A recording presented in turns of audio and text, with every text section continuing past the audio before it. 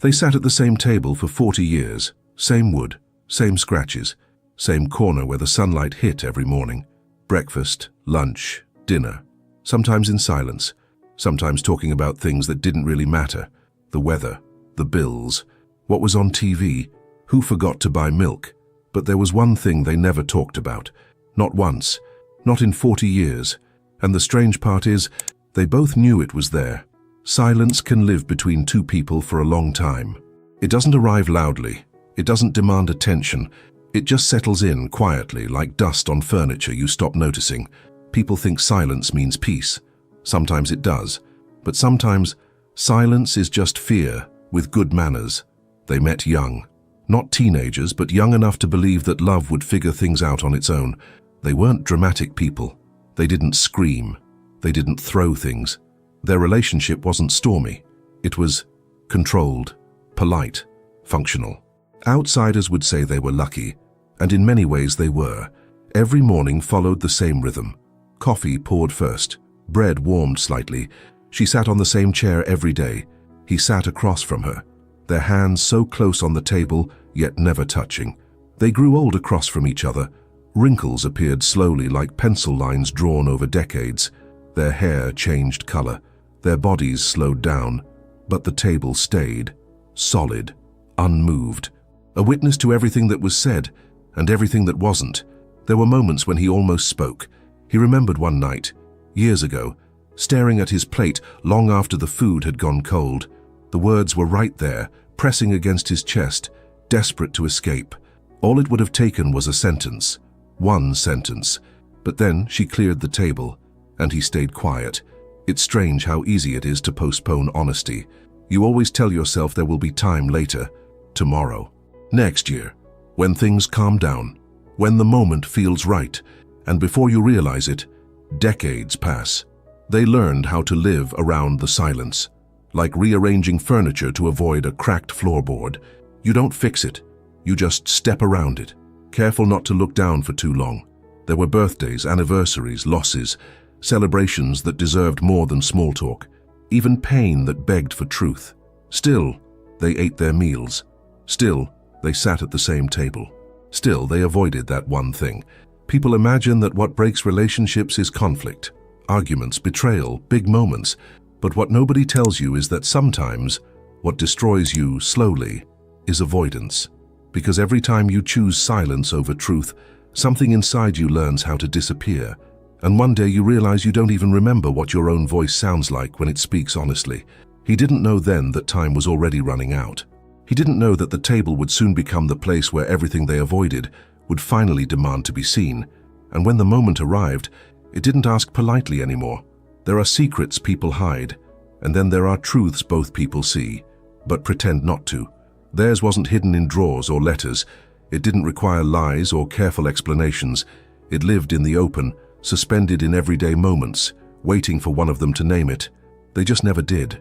It started small, almost innocent. A look held for half a second too long. A question answered vaguely. A subject changed without explanation. At first he thought it was respect, giving space, not pushing where it hurt. That's what good partners do, right? So he convinced himself it was maturity. But maturity, he later learned, can sometimes be fear wearing adult clothes. There were decisions they never questioned, when opportunities passed, when plans were quietly altered, when certain doors never even opened. She would say, "It's fine," and he would nod. That nod became a habit. Every relationship develops unspoken rules. They developed one above all others. Don't disturb what keeps the peace. And for a long time it worked. They raised a life together built on predictability. Same holidays, same friends, same routines. Comfort became their shared language. Stability replaced curiosity. They stopped asking each other hard questions because things were okay. Not wonderful, not terrible, just okay. And okay felt safer than uncertain. But the table remembered everything. He remembered one afternoon when she placed an extra plate on the table by mistake. She stared at it for a moment, confused. Then she laughed it off and put it away. That silence afterward told him more than any confession ever could. There were memories they learned not to revisit. Years they summarized instead of telling fully. Stories cut short before they reached the uncomfortable part.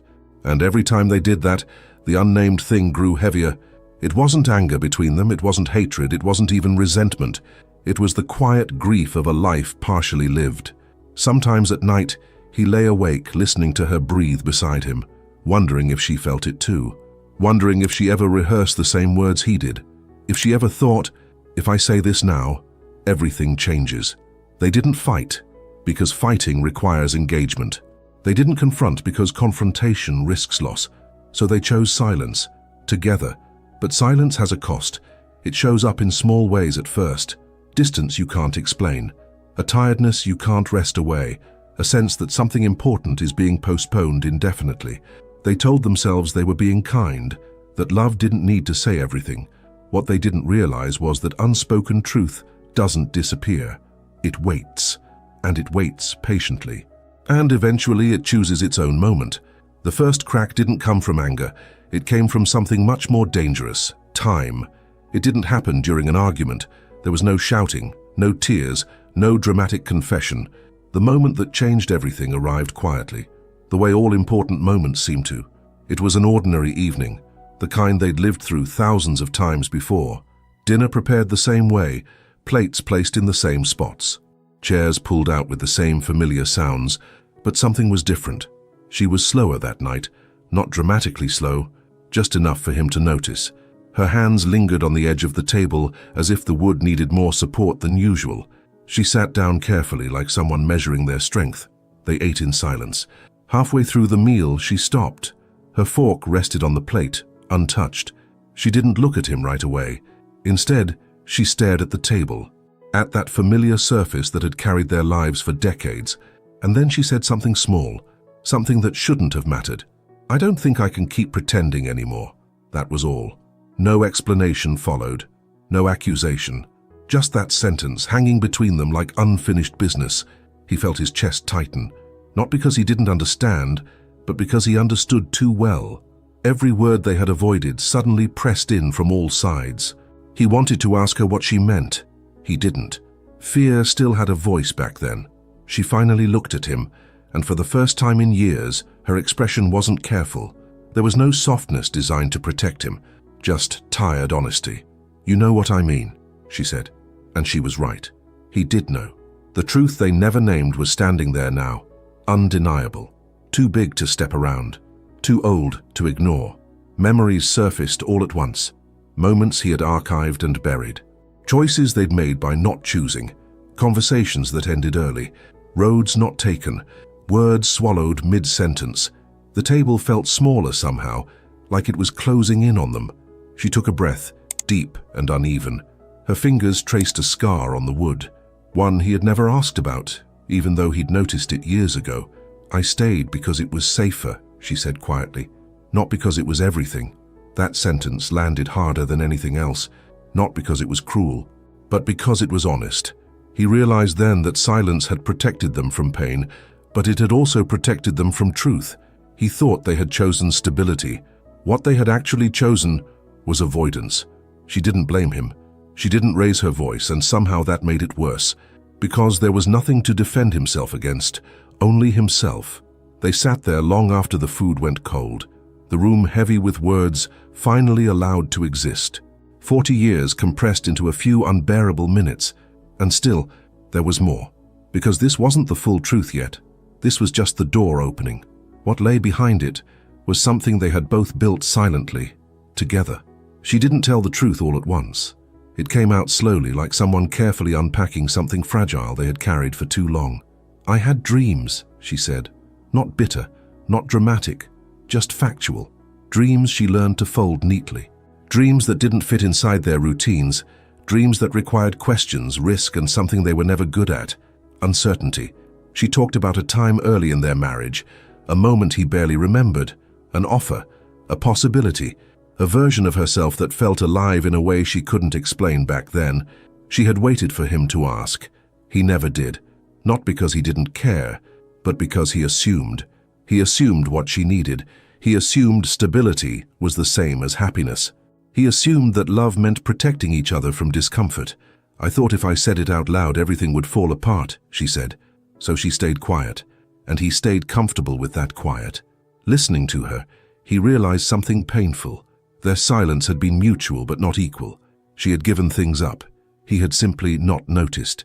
There is a particular kind of regret that doesn't come from doing something wrong, but from not seeing what was right in front of you. He had been proud of how consistent he was. Reliable, present, faithful, but consistency can become a hiding place. Presence can exist without attention. Faithfulness can avoid intimacy. She told him she sometimes imagined a different version of her life. Not a better one, just a more honest one. A life where she spoke sooner, where disappointment had a voice. And then she said something he would never forget. "I don't blame you for what I didn't say," she told him. "But I blame myself for believing that silence was love." That sentence changed how he understood everything, because he realized then that silence isn't neutral. It shapes lives. It decides futures. It slowly edits who you become. They both protected something for years: safety, routine, the image of a good life. But in doing so, they sacrificed curiosity, growth, the courage to say, "This is not enough for me."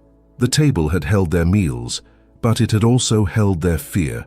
And now, with time having done what it always does, taking more than it gives, they were finally facing what remained. Not anger, not betrayal, just the weight of a life lived carefully when it should have been lived honestly. He felt something shift then, not hope, responsibility. Because once the truth is spoken, you can't unhear it. And there was still one question left. What do you do with a truth that arrives 40 years late? Nothing dramatic happened after that. No final decision. No grand speech. No sudden transformation. Just silence again. But this time it was different. The truth had already done its work. It didn't demand action. It didn't offer a solution. It simply existed between them, heavy and undeniable. They kept sitting at the same table. They kept eating the same meals. From the outside, nothing had changed. But now every silence had weight. They spoke more carefully. Not because they were afraid again, but because they finally understood what words could cost and what they could save. Some days they talked about ordinary things. Other days they didn't talk at all. And strangely, both felt more honest than decades of polite conversations. There is something humbling about realizing that love doesn't fail loudly. Sometimes it fades quietly into habits. What stayed with him wasn't guilt. It was awareness. He became aware of how many moments he had missed by choosing comfort over curiosity. How many times he had mistaken stability for connection. How often he had assumed silence meant agreement.